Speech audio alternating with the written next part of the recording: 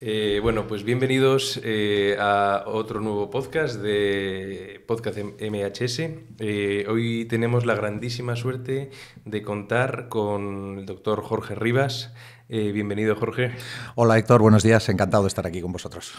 Yo creo que lo mejor es que te presentes a ti mismo, porque va a ser mucho más acertado de la presentación que puedo dar yo de ti. Bueno, hablar de uno mismo nunca es fácil, ni siquiera es muy interesante. Simplemente... A mí me han dicho que eres un crack, perdona. No. Simplemente, bueno, decir que como formación soy médico de atención primaria, como a lo que me he dedicado siempre ha sido a urgencias, he estado 20 años, y luego intereses, pues tengo sobre todo cosas poco relacionadas con eso. Tengo inquietudes más de otro tipo y que son las que me han llevado pues un poco a leer otras cosas y a estar hoy aquí. Muy bien. Ahora mismo estás trabajando en el Hospital Quirón. ¿Terminabas una etapa y empezabas con lo de la universidad? Bueno, sí, ahora mismo tengo un puesto en Quirón que es un puesto mixto, como con una parte de gestión y una parte asistencial en urgencias, asistencial pura de ver pacientes.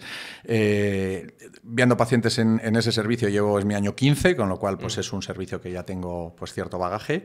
Y sí, ahora estoy, bueno, pues esa parte un poco docente, que es verdad que soy el tutor en el hospital de las prácticas de los alumnos tanto de Deusto como de tercero de la UPV, pues estoy intentando llevarla también a ver si puedo pues ir algún día a la universidad a ayudar un poco y sobre todo a ponerme un poco a mí en otra posición nueva y más incómoda, a ver qué tal me encuentro.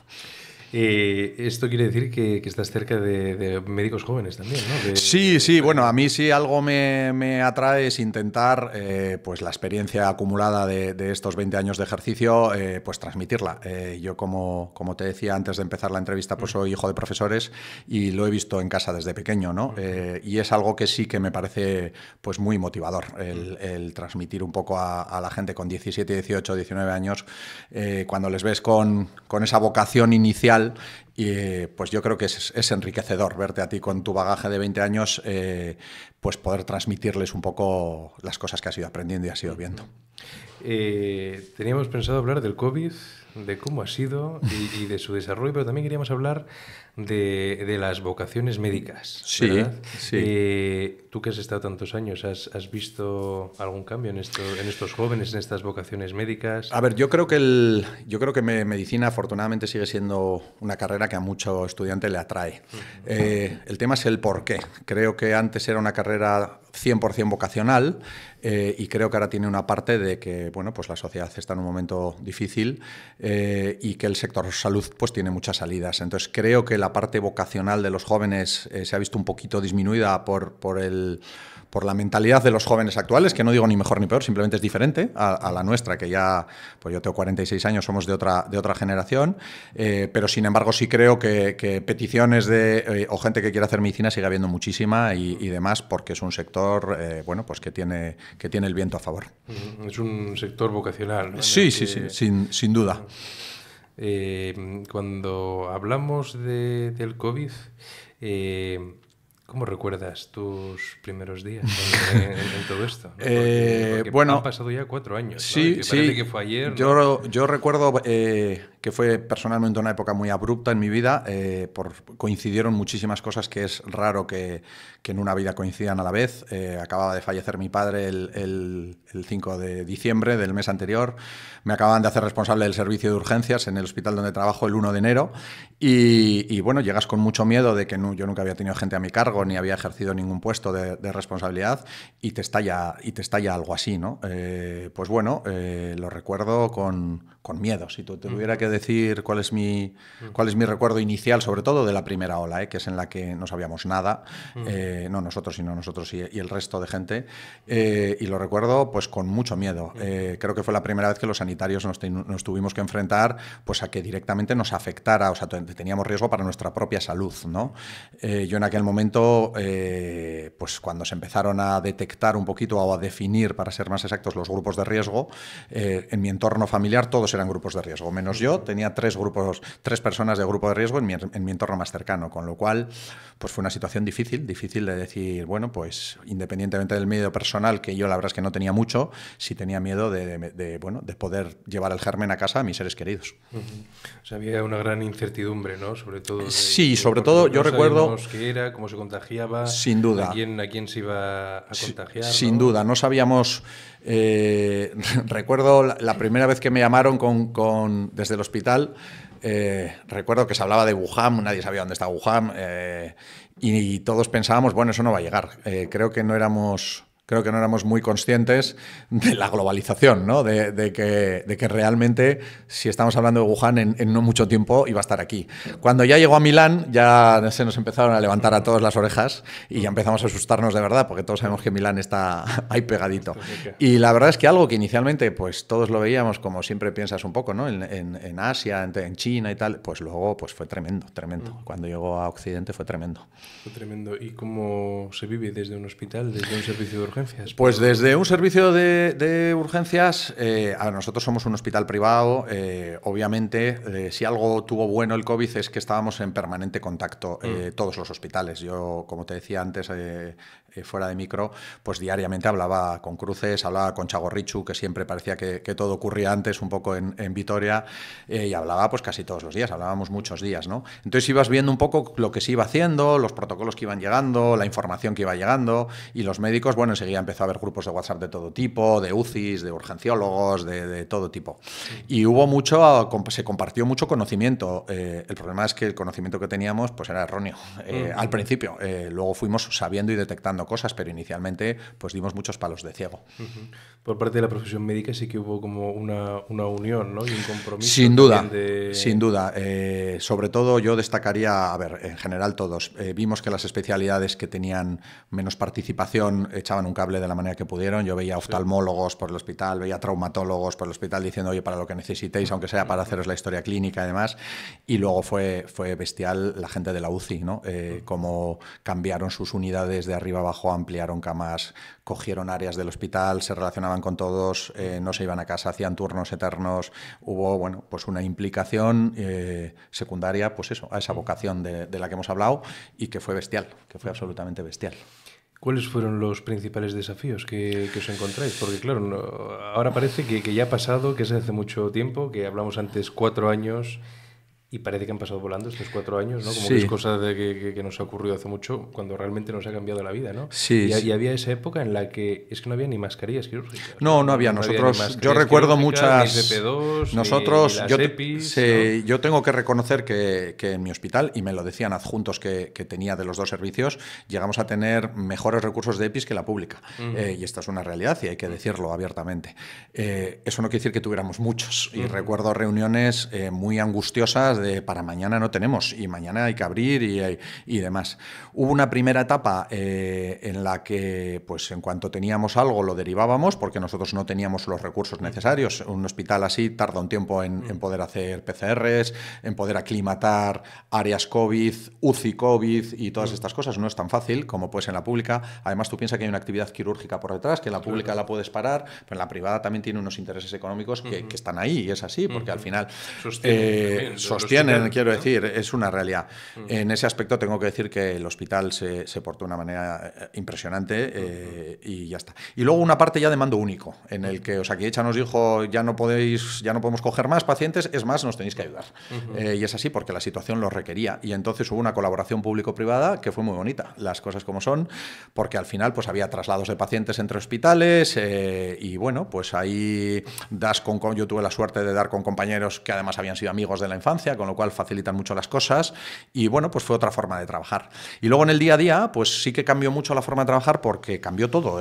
Al final, algo que se ha hablado desde el punto de vista de urgencias toda la vida, de que haya un circuito respiratorio y un circuito no respiratorio, ahora veremos cómo probablemente esto haya llegado pues para quedarse en un futuro, porque es difícil que tú estés en una sala de espera con un esguince de tobillo y el de al lado te esté tosiendo. Eso se va a admitir con dificultad en el futuro.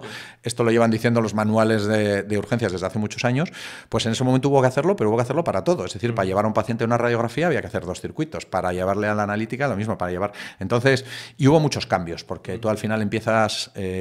con unas circunstancias y las circunstancias van cambiando.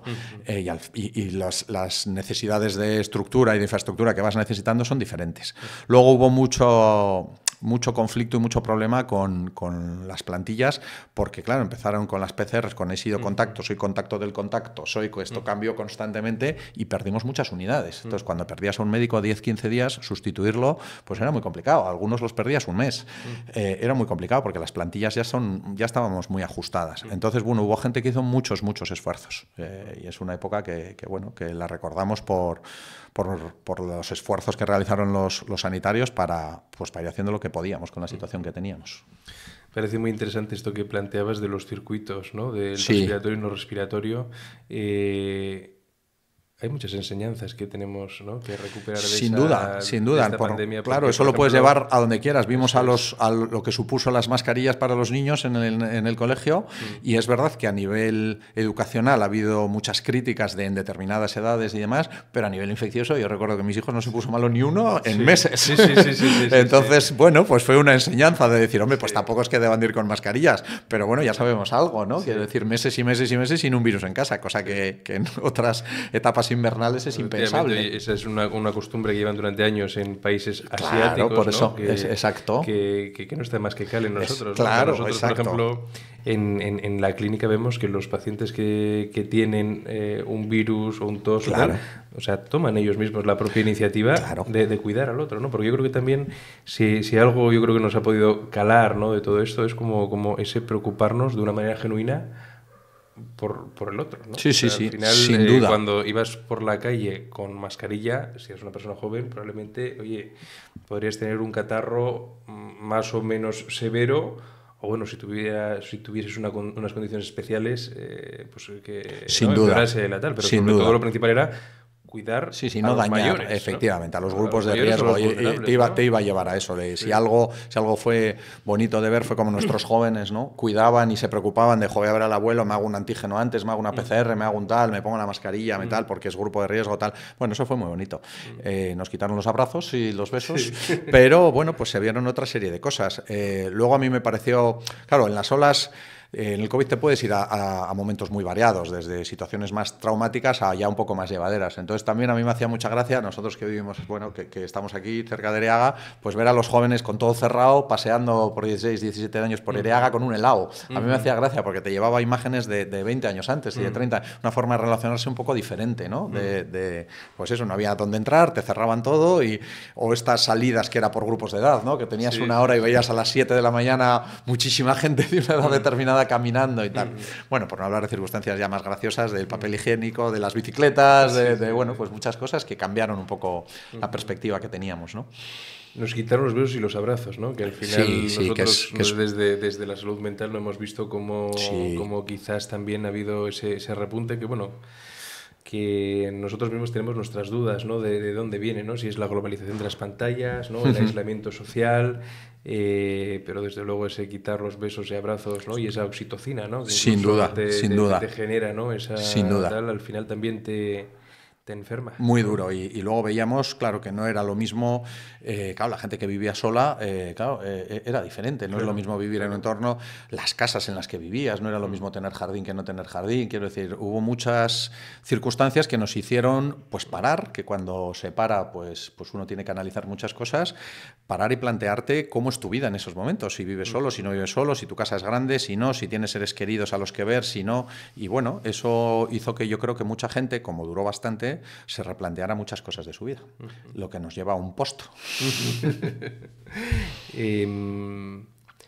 ¿Recuerdas, Jorge, alguna situación especialmente difícil o conmovedora de esta etapa de sí, COVID? yo las que peor llevaba, y tuve alguna, por desgracia, de gente muy cercana a mí, no familiares, pero sí muy cercana a mí. Yo lo que peor llevaba son la gente que, pues por desgracia, acabó mal y joder, pues les vieron una parte inicial y luego pasó mucho tiempo sin verles y fallecieron. Claro. Esa gente que no pudo despedirse lo recuerdo muy dramático, porque eran muchos días, ¿no? El COVID fue una enfermedad que tampoco tampoco había algunos que tampoco se morían de la noche a la mañana. Muchos aguantaban ahí en la UCI 1 mes, 2 meses, eran procesos crónicos y algunos no salían. ¿Conscientes? ¿Estando conscientes? Había de todo. Había algunos conscientes, pero había algunos intubados en situaciones muy tal. Entonces, joder, despedirte de un familiar que esté 1 mes en una UCI y luego que fallezca cuando tú entras en urgencias el primer día, obviamente no piensas que la cosa va a acabar así y 1 mes después acabar así, es duro, es muy duro. No te quiero ni contar ya residencias, pero yo te digo un poco lo que yo vi, de lo que a mí me afectó, ¿no? Porque si nos vamos al mundo de las residencias, pues ya se vivieron absolutos dramas. Pero sí vi situaciones muy difíciles a ese nivel de gente que ingresaba y claro, los protocolos al principio no se le podía ver absolutamente nada, luego se fueron flexibilizando. Pero la primera ola que se llevó a tantísima gente fue muy dura y se dieron circunstancias familiares muy duras. Había algunas que yo recuerdo de hijos en varios países que entre que venían aquí, pero luego venían y no le podían ver al familiar, entonces ni tampoco ellos mismos podían. Bueno, fueron situaciones muy difíciles, muy difíciles. ¿Cómo crees que ha afectado todo el COVID a la profesión médica como tal? Porque hablamos de cómo llegamos en 2018, en 2019, cómo llegábamos como médicos, como especialistas, cómo estaba siendo la gestión global, pública o privada, ¿no? Y de repente es como que nos llega Llegábamos justitos. Llegábamos justitos, ¿no? Llegábamos ya casi para entrar en la UCI. Llegábamos... Y ocurre todo esto que sí. Que nuestra percepción, ¿no? Siempre ha sido como que, oye, los aplausos, o sea, no eran en vano, ¿no? O sea, a mí me da la sensación de que todo el personal sanitario, ¿no? Los médicos, por otra parte... de una manera genuina, los médicos, por otra parte, no queríamos los aplausos. Quiero decir, o sea, el médico los 2 primeros días te hace ilusión, sobre todo si estás con tu hijo, ¿no? Que, oye, pues mira, están aplaudiendo a los sanitarios y tal. Pero no somos muy de eso, que sinceramente, yo creo, yo por lo menos personalmente, los aplausos al tercer día, bueno, pues los agradecías el gesto, pero agradecías el esfuerzo de la población, pero lo que queríamos realmente eran buenas decisiones políticas y buenas decisiones de nuestros gestores. Efectivamente, como muy bien has dicho, llegamos justos, los médicos pues llevamos cierto tiempo pues demandando ciertas mejoras en nuestros contratos, en nuestra remuneración, en nuestras condiciones de trabajo para dar una mejor asistencia a nuestros pacientes. El Sistema Nacional de Salud tiene muchos problemas desde hace muchos años que nadie ha querido agarrar porque es un elefante y mover a un elefante pues cuesta mucho y hay que tener, bueno, muchas decisiones y hay que tener mucha altura de miras y no es fácil. Cuando ocurrió el COVID, bueno, pues inicialmente nos ilusionamos porque es verdad que tuvimos muchísimo apoyo de la población vio que los médicos pues cuando hay que arrimar el hombro lo arrimamos. Había gente con historias tremendas de no sé cuántos días de guardia, bueno, salieron todo tipo de situaciones. Pero todos los médicos teníamos el miedo de que cuando pasara todo esto, si realmente se iba a plasmar en algo, ¿no? Si todas estas reivindicaciones y todo lo que salió a la luz y demás, pues decir, oye, nosotros hemos dado nuestra parte, nosotros hemos cumplido, ahora queremos la otra parte. Y luego hemos visto pues lo que esperábamos todos, que el post ha sido igual que el pre y que no ha habido el más mínimo cambio, ¿no? Y que el elefante cada día es más grande, y es más grande y es más grande, y que el producto que nosotros vendemos, que es salud, cada día es peor. Y eso está claro, y es peor en la pública y en la privada. Y eso es una realidad y no creo que sea una opinión mía. Tú ves las listas de espera, tú ves hemos visto ahora las elecciones vascas, primera preocupación de todos los vascos, Osakidetza y demás, cosas que antes eran impensables, ¿no? Porque Osakidetza era el buque insignia de... Entonces, bueno, pues vamos viendo cómo día a día, lentamente, pero siempre cuesta abajo, se va degradando el producto que nosotros manejamos y que no se toman medidas. Con lo cual, pues el post lo que ha llevado, y perdona si me estoy alargando, es a una desmotivación, que yo creo más agudizada, y la gente al final dice, yo ya no quiero nada, no pongo nada de mi tiempo libre, que antes los médicos pues siempre hacíamos esfuerzos, si había que formarse, si había que quedarse una tarde, si había que quedarse un sábado, si había que tal, y ahora la gente es, bueno, pues la gente al final depende de cómo te traten y de cómo te sientas de valorado, ¿no? Pues das una respuesta a otra, y la gente en el post-COVID a nivel médico, yo desde luego desde el punto de vista de la gestión, a mí mover a compañeros médicos en el post-COVID para cualquier cosa me ha costado un mundo, un mundo, y antes creo que era un poco diferente. O sea, como que había igual más motivación para hacer... Sin duda, la gente, oye, pues le planteabas un curso de RCP, un tal no sé qué, y ahora lo primero que te preguntan no es si es el curso bueno o no, es si me lo van a pagar y en qué momento, y si me lo quitan de horas de trabajo y demás. Ese tipo de respuestas antes los médicos no nos hemos caracterizado por ser especialmente demandantes, ni especialmente. Entonces yo creo que la actitud ha cambiado. Y probablemente conecta con un agotamiento sin duda. Y con un burnout, ¿no? Sin duda. Nosotros como médicos psiquiatras, ¿no? Al final nosotros sí que veíamos cuando termina la pandemia, la fase más cruda, veíamos cómo o sea, los médicos, o sea, empezaban a presentar síntomas de ansiedad, de tristeza, Sin duda. fallos cognitivos, y es que no era un cuadro primario de ansiedad ni de depresión, es que era un síndrome de burnout, Claro. ¿no? Estaban quemados, Sí, están sí. completamente quemados, Sí. pero no por falta de capacidades de los propios médicos, ¿no? Sino porque al final Sí, por llega no a ser poder... un sistema Claro. vamos, que te lleva al límite Sin duda. de tu propia profesión. Porque, sin duda, porque sin duda. cuando Por no hablamos- poder, cuando yo, hablamos yo lo de- resumiría en no poder ejercer tu trabajo de la manera que Eso crees que es, debes eso ejercerla es. y para la que te has formado de una manera determinada. Ese es el resumen de todo. No es una cuestión solo de dinero, no es una cuestión del contrato, es una cuestión de yo quiero tratar bien al paciente siguiendo unos protocolos y haciendo las cosas para las que me he formado y de la manera de la que me he formado y no me dejan. Y eso pues frustra mucho, es una realidad.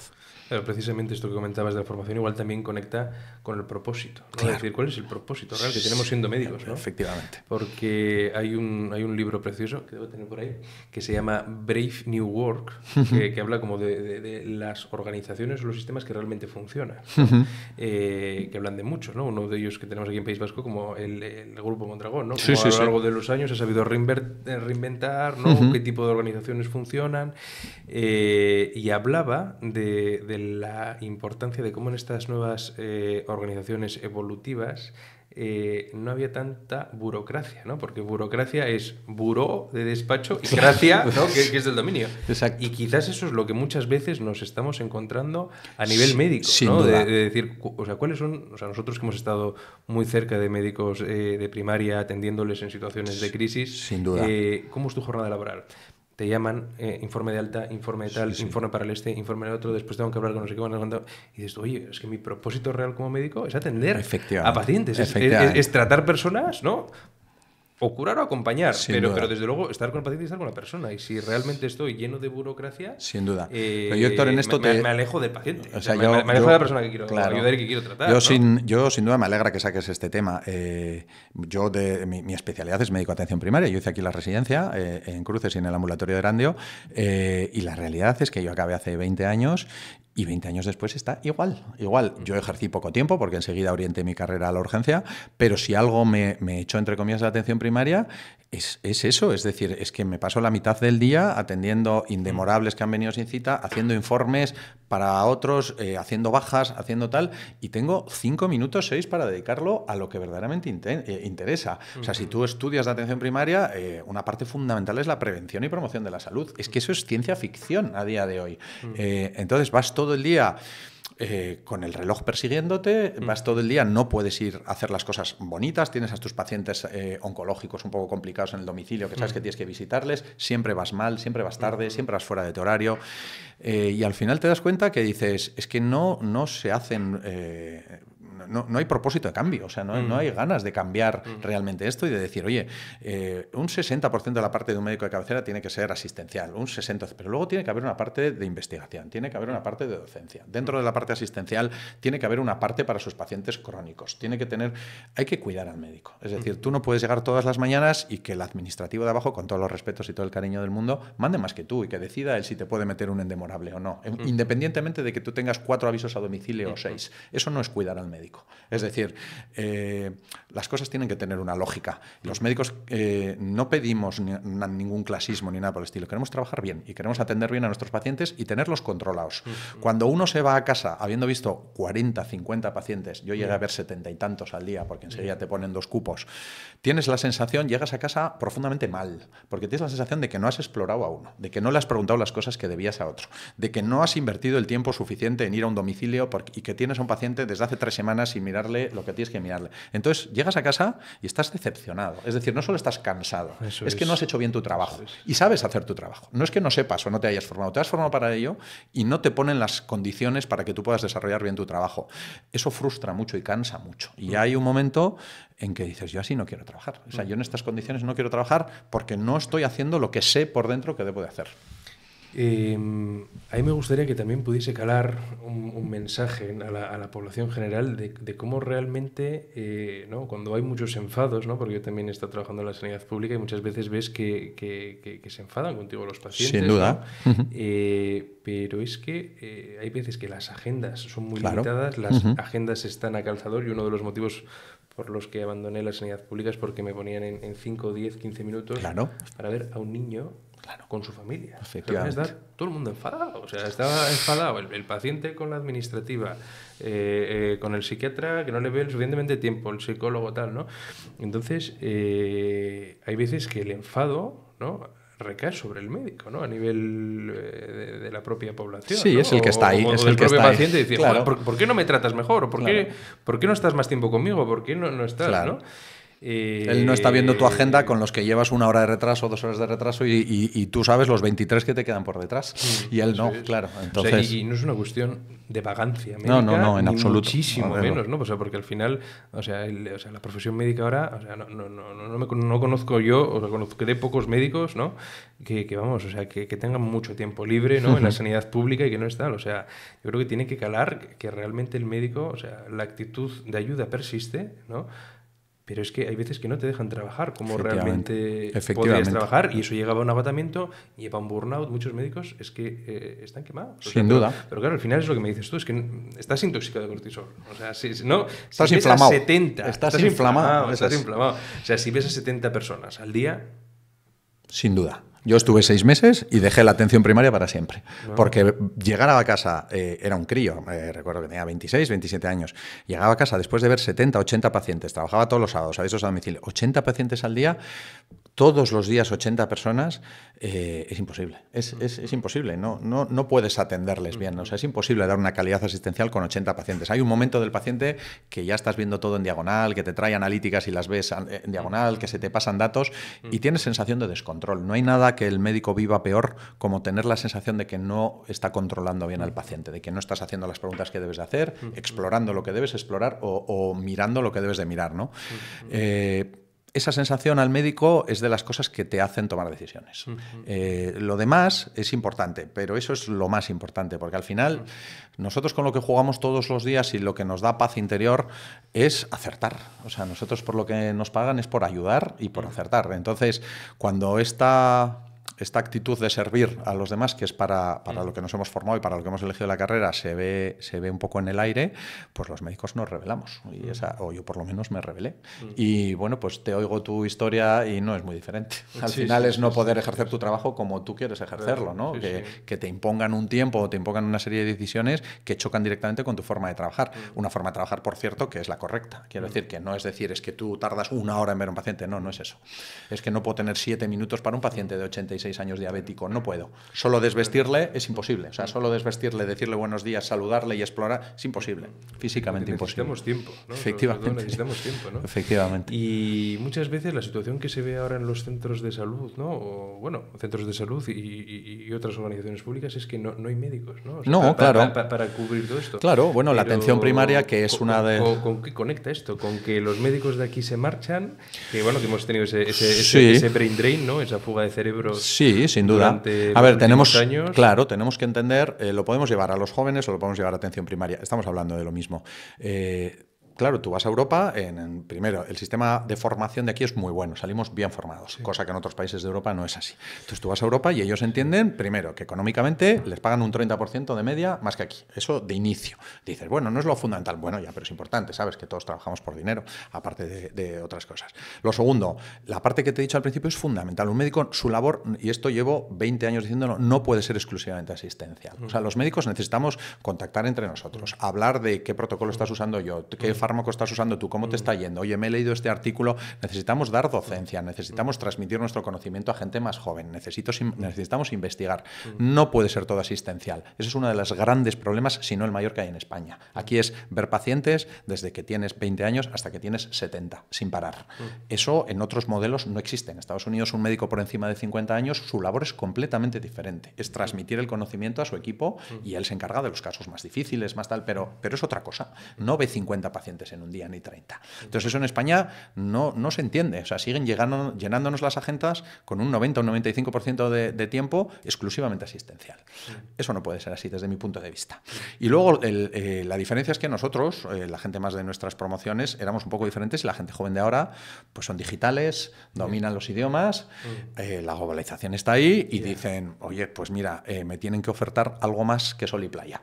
El sol y playa es una realidad, yo lo veo así. sí, sol y playa está muy bien, en España se vive muy bien, tenemos muchos bares, en otros países tienen otros problemas, pero chico, no me cuesta nada irme de los 25 a los 30, 35, hasta esa etapa un poco de que empiezas a tener críos o los críos son pequeños, gano un 30-40% más, tengo un currículum espectacular, tengo más investigación que siempre en el currículum.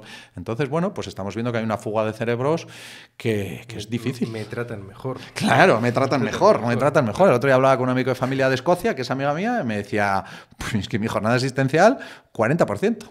40%. El otro, aparte de 130.000 euros al año, que es bueno decirlo, ¿vale? Es verdad que la vida en Escocia es diferente y los precios son diferentes, pero bueno, hasta llegar a 130.000 con lo que se paga aquí, y el 60%... nos triplica. Claro, y el 60% de su tiempo, el 60% era para investigación y para docencia. Hombre, entonces, y para ver a sus crónicos, ¿sabes? Que luego tú te distribuyes tu tiempo. La libertad de decir, mira, se me ha escapado un oncológico que a lo mejor llevo 15 días sin ver, lo que te hablaba, ¿no? Oye, voy a casa y le dedico 2 horas. No a él, sino a él, a su entorno, quedo con sus hijas, hablamos, o sea, ejercer buena medicina. Al final lo que pedimos es tiempo. O sea, tiempo para poder ejercer bien. Tiempo de calidad, efectivamente. ¿Qué consideras, Jorge, que hemos aprendido de esta pandemia a nivel asistencial? O a nivel personal, como médicos. No, es una pregunta compleja, Héctor. Sí. Es una pregunta difícil. Todos sabemos que va a haber más pandemias, eso lo sabemos todos, la OMS lo ha dicho un montón de veces. ¿Qué hemos aprendido? Hemos aprendido que tenemos que contactar mucho entre nosotros. Esa fue nuestra fortaleza, ¿no? Si hacemos una matriz DAFO de fortalezas y debilidades. Fortaleza esa. Hemos aprendido que la población cumple, para mí, muy por encima de las expectativas. A mí creo que la gente joven y demás se portó de 10, con unas limitaciones bestiales que a mí me sorprendieron para bien. Quiero decir, con esas edades que te dejen en casa encerrado no sé cuánto tiempo, no es fácil. Creo que la población respondió súper bien. Y es así.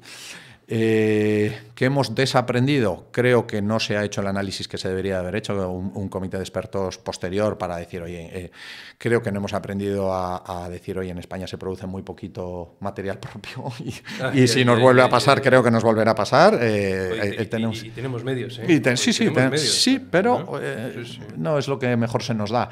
Y no parece que haya mucho interés, porque no veo que haya cambiado mucho. De hecho, todavía más bien seguimos pues todos los días en la prensa con casos de corrupción de material que trajimos, ¿no? Lo cual es terrible, ¿no? Lo cual es terrible.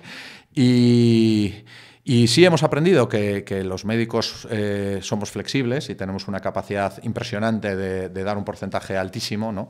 Los seres humanos en general, ¿no? Pero los médicos en concreto, y creo que no hemos aprendido a que nuestros gestores tomen las decisiones que tienen que tomarse en sanidad en muchos aspectos, y son muy necesarias desde hace tiempo y aún más después del COVID, en especial en atención primaria, que tal como está planteado nuestro Sistema Nacional de Salud, pues es la puerta de entrada y es el bastión que tenemos y lo que nos ha diferenciado de todos los sistemas nacionales de salud de otros países y lo que nos hacía diferentes.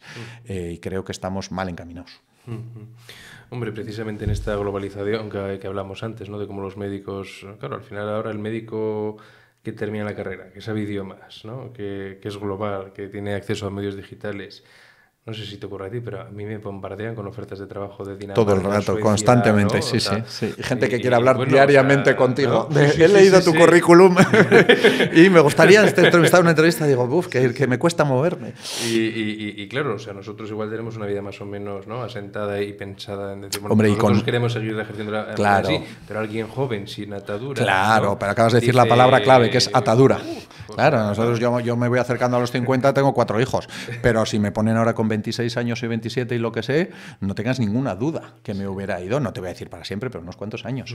Y es así, y eso es un poco triste, porque España tiene un sistema de salud maravilloso y tiene un sistema MIR de formación buenísimo, y tenemos unas especialidades, unos especialistas bestiales en España, no tenemos nada que envidiar a otros países, eso lo tengo muy claro, pero necesitamos una buena gestión, y esa, por desgracia, nadie quiere coger ese toro por los cuernos. Este año, a la hora de escoger las plazas MIR, había cientos de plazas. Sí, de familia. Familia familia, ¿no? Sí, sí, que no se cogen. Que no se cogían. Sí, sí.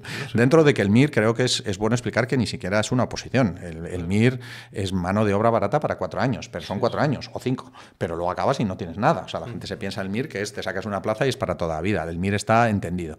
Yo soy un gran defensor del MIR porque es verdad que la mezcla entre cómo te formas y que vas cobrando y demás creo que es un buen sistema, ¿no? Pero si lo cuidas y si le das un sentido, si das unas plazas acorde a las necesidades de la población. Estamos viendo que no se están haciendo estudios realmente importantes de lo que necesita la población, que es cronicidad, es el manejo de nuestros crónicos. Nosotros siempre hemos sabido en España trabajar muy bien al paciente de hospital, o sea, somos un sistema muy hospitalcéntrico, pero es que cada vez necesitamos menos eso. Es decir, manejamos genial una apendicitis aguda, pero no sabemos manejar un diabético hipertenso que está con 80 años en su domicilio, que tiene dificultades de movilidad. Eso nos cuesta un mundo, unificar a la gente que tiene que verle. Y eso, bueno, pues creo que hay una serie de especialidades que hay que potenciar, psiquiatría, atención primaria, geriatría, que son las que de verdad necesitamos y creo que no se está haciendo. Sí. Hay que hacer esa previsión y después yo creo que también hay que afianzar con buenos contratos a los médicos especialistas, sin duda, que realmente deseas tener en tu servicio público de salud, sin público duda. O privado, ¿no? Sin duda. Porque al final en este mundo global, o sea, o las condiciones son buenas, o vas a volar y vas a buscar otra sin opción, duda, ¿no? sin duda, como en cualquier decir, sector, Héctor. Tienes que trabajar cómodo, allá donde trabajes, ¿no? Sin duda, sin duda. Y sin miedo. Claro, y tienes que conciliar con tu familia y te tienen que dar unas buenas condiciones porque somos personas igual que las demás. No somos, a mí cada vez que hablan los médicos, los médicos somos personas igual que los demás. Queremos estar con nuestra familia, queremos que nos gestionen bien, que nos hagan un buen contrato y que nos traten bien, como cualquier persona. Y en cualquier trabajo, ¿no? A nivel privado, en general también a nivel público, o sea, tienes cierta continuidad, ¿no? Claro, o sea, sí. O sea, te hago un contrato indefinido. No, o sea, el contrato indefinido ahora, ¿no? Es como algo bastante... O sea, ¿cuántos médicos tienen un contrato indefinido? Sí. No tantos. No. Muchos sí, pero médicos jóvenes... Pero alcanzado con muchos años, claro.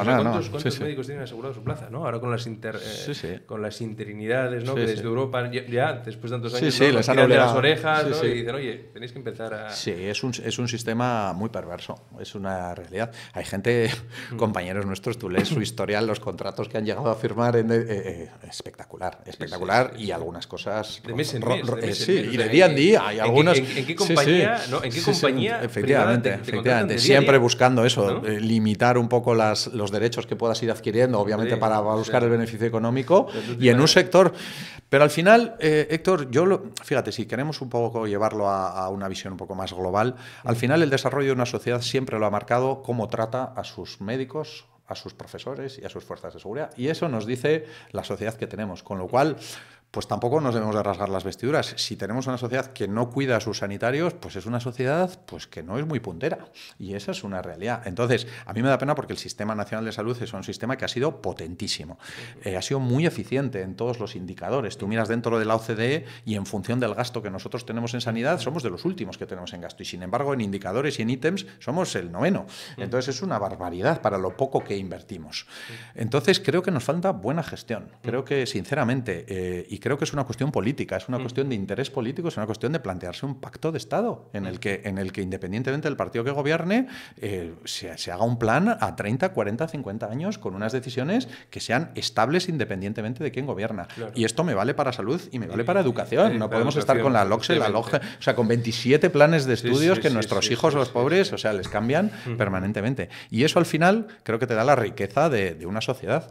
Entonces, bueno, si no lo tenemos es porque pues a lo mejor tampoco somos tanto como nos creemos. Tampoco quiero mandar un mensaje catastrofista aquí, que no es... Luego, pero efectivamente, o sea, tenemos que cuidar a nuestros profesores. Sin duda, sin duda. O sea, por ejemplo, vamos, o sea, yo... Los profesores de mis hijos, vamos, o sea, admiración plena, confianza plena, sin duda. ¿no? O sea, porque son las personas que van a estar cuidando de mis hijos, ¿no? Durante... Respeto máximo. Y respeto máximo. Máximo. Yo cada vez que me viene alguno de mis hijos, me ha castigado no sé qué, digo, pues algo habrá hecho, ya le voy a llamar. Es así, yo esto de, pues a ver, tal, seguro que te tiene manera. Hombre, estas cosas no. Además, no hay que perder eso, ¿no? De seguro que algo has hecho, ¿no? Hombre, la culpa no siempre la tiene el profesor. Y casi siempre es verdad, Puedes dar con una persona concreta que tenga, pero casi siempre acertarás mucho más si el que piensas que el arma es tu hijo, y acertarás muchas más veces que te equivocarás, como hemos hecho nosotros de pequeños, y esto no es muy diferente. El problema es que había otra educación y otro respeto y no te quiero ni contar el médico. Estas agresiones a médicos verbales y físicas y demás en nuestra época, en la época de nuestros padres, eso, vamos, o sea, impensable. Entonces, bueno, la sociedad va cambiando. Bueno, Jorge, como cierre, ¿qué crees también desde tu experiencia, ¿no? como gestor, como médico de familia, hacia dónde crees que podríamos, o sea, o qué 3 puntos consideras igual que podrían ser como cierta guía, ¿no? Para estos pactos de Estado, para mejorar la sanidad, nuestra vocación, que no se pierdan vocaciones? Lo primero es tecnificarlo, es decir, quitarle el interés político. Eso es lo primero, es decir, hacer un grupo de expertos independientes. Punto. Esto no tiene nada que ver. Que no hay un interés personal. Claro, de la política, esto no tiene nada que ver. Eso pasa por una visión largoplacista, o sea, no una visión de voy a estar 4 años en el gobierno. Entonces, sacarlo de la política. Hace falta un pacto de Estado entre los dos partidos mayoritarios, que es lo que tenemos ahora encima de la mesa. Rodearse de un equipo de gente técnica, que la hay y brillantísima y buenísima, y tomar decisiones a 30, 40 años, tomarlas y que sean congruentes, consecuentes y que tengan continuidad, que eso es fundamental. Luego, si no cambiamos nuestro sistema nacional sanitario, tenemos que potenciar sí o sí, o sea, yo empezaría sí o sí por la primaria. O sea, nosotros tenemos que entender que según la demografía o los estudios demográficos, España, que ahora es el 4º o 5º país en esperanza de vida, en el año 2050 dice que seremos el primero. Eso quiere decir que lo que vamos a tener que manejar es a gente mayor, a gente por encima de 65, 70 años, al paciente pluripatológico y al paciente crónico. El manejo de los crónicos, hace mucho tiempo que hay mucha gente que lo está estudiando y que ha intentado pues hacer distintas cosas. Recuerdo que aquí el consejero de Sanidad Bengoa pues era una persona muy implicada en los crónicos y se intentaron hacer muchas cosas, pero no se han quedado, ¿no? Entonces, bueno, ahí sí que las nuevas tecnologías, los wearables, bueno, pues tienen un recorrido muy largo. Pero tiene que haber un proyecto, o sea, tiene que haber un proyecto claro de invertir y de buscar unidades multidisciplinares de gente, obviamente meter la parte sociosanitaria ahí para manejar lo que de verdad vamos a necesitar, que es una población envejecida, pluripatológica, y que no va a valer con que el cardiólogo le dé de alta del hospital cuando tiene un ingreso agudo por una insuficiencia cardíaca y luego llegue a casa y el cardiólogo no hable con el médico de cabecera y no hable con el asistente sociosanitario y no hable con sus hijas y le dé una cita dentro de un año y ya está. Eso ya no puede funcionar así, porque es muy poco eficiente. Y esa es la realidad. Y sobre todo porque eso es lo que vamos a necesitar. Es decir, cada vez los hospitales vamos a necesitar estar menos tiempo. Y cada vez el objetivo es llevar los hospitales a los domicilios. Porque además hemos visto que eso del paciente mucho mejor se recupera. Vemos que el hospital es un ambiente hostil, donde al final es fácil que te desorientes, hay infecciones nosocomiales, tenemos una serie de condiciones que hacen que obviamente donde mejor se está es en casa. Entonces tenemos que llevar a nuestros pacientes, que son gente mayor o que van a ser mayoritariamente gente mayor, les tenemos que llevar a su domicilio asegurándonos de que todas las estructuras sanitarias les dan un apoyo y un soporte de manera unificada. Eso es lo que requiere ahora mismo. Eso es muy difícil a día de hoy de pensar, de plantear, porque a día de hoy, vamos, eso está basado en avisos a domicilios del médico de cabecera, cuando puede, un chico joven distinto cada 3 meses o cada 2 meses, y al final pacientes que acaban en urgencias, descompensados por mal control del sistema que tenemos. Y antes decías algo súper importante también que no debemos de perder de vista, y es la prevención. La prevención y la promoción de salud, la OMS la metió en su descripción hace mucho tiempo. Es la clave, quiero decir. Lo ideal es promocionar y prevenir la salud para no estar enfermo, quiero decir, para intentar generar hábitos de vida saludables de una manera en que tu médico de cabecera, que obviamente tiene que ser alguien... pero es que esto está absolutamente unido con las cosas que hemos estado hablando. Si tu médico de cabecera le haces 12 contratos o 6 en un año en 9 centros de salud diferentes, ¿cómo se va a implicar en ese cupo? Si tú cuando eres... Y en esas personas. Claro, ¿no? y en esas personas, claro. O sea, no debemos de perder de vista el vínculo terapéutico que nosotros claro, hacemos sin duda, con las sin personas duda. que tratamos. Que a mí me parece algo... totalmente importante. Sin duda. O sea, el trato humano y el trato personal, o sea, ya es algo terapéutico en sí mismo. Sin duda, o sea, sin duda. Pero es que luego muchas veces... Claro, si son relaciones superficiales, movidas, ¿no? Porque hoy es un contrato, hoy es el otro, ¿no? O sea, por mucha implicación que puede llegar a tener, ¿no? Hombre, a nosotros muchas veces nos viene a nuestra clínica. Oiga, mire, es que me han cambiado 6 veces de psiquiatra. Claro, eso lo vemos muchísimo. Y dices que estoy harto claro, porque de contar mi historia a 6 distintos, claro. Entonces, cuando tú ya... Pues en atención primaria esa es la... Porque es que además muchas veces es incluso el diagnóstico, porque cuando tú conoces a tu cupo y te puedes trabajar a tu cupo, tú sabes perfectamente cuándo tienes que ir a un domicilio, tú sabes perfectamente los momentos del año malos, tú sabes perfectamente cuándo a lo mejor el marido está en un momento malo y eso está afectando a la mujer y la mujer está con ansiedad y está somatizando. Tú sabes cuándo el hijo está en exámenes, lo cual lleva al padre a estar... Y eso es medicina. Esa parte de la medicina que nos quieren quitar es la que ha existido toda la vida, no te quiero ni contar en la medicina rural o en otros ámbitos, y que tiene una riqueza bestial, porque vemos que el ser humano no es solo sus constantes y sus órganos, sino que la parte, pues eso, de humana, de su entorno, de tener confianza. Esos médicos de pueblo de toda la vida, claro, que claro, líos, ¿no? Claro, yo recuerdo cuando trabajaba en mi ambulatorio que veía claro, estuve 3 años seguidos y luego me quedé un cuarto ya de adjunto. Pues que veía los nombres de los que tenía citados ese día, la mayoría ya sabía por qué venían en función de la época del año, porque tenía su historia y porque les conocía personalmente, estaba en un pueblito, iba a sus domicilios a hacer sus avisos. Para mí eso es calidad asistencial, porque ahí es donde alcanzas la eficiencia, porque sabes lo que está ocurriendo. Entonces, tu tiempo es más ágil. Eso exige contratos buenos, eso exige vínculo, eso exige, bueno, una serie de cosas. Bien. Pues muchas gracias por haber aceptado nuestra invitación. Jorge, ha sido un auténtico placer haber podido compartir este espacio contigo y todas estas reflexiones. Bueno, pues para mí un placer, Héctor, y bueno, pues muy enriquecedor siempre hablar con un compañero de cualquier tema médico y si es el COVID, pues más aún. Bueno, pues muchas gracias, Jorge. Gracias a ti, un abrazo. Y al resto de la audiencia, pues os esperamos en el próximo capítulo.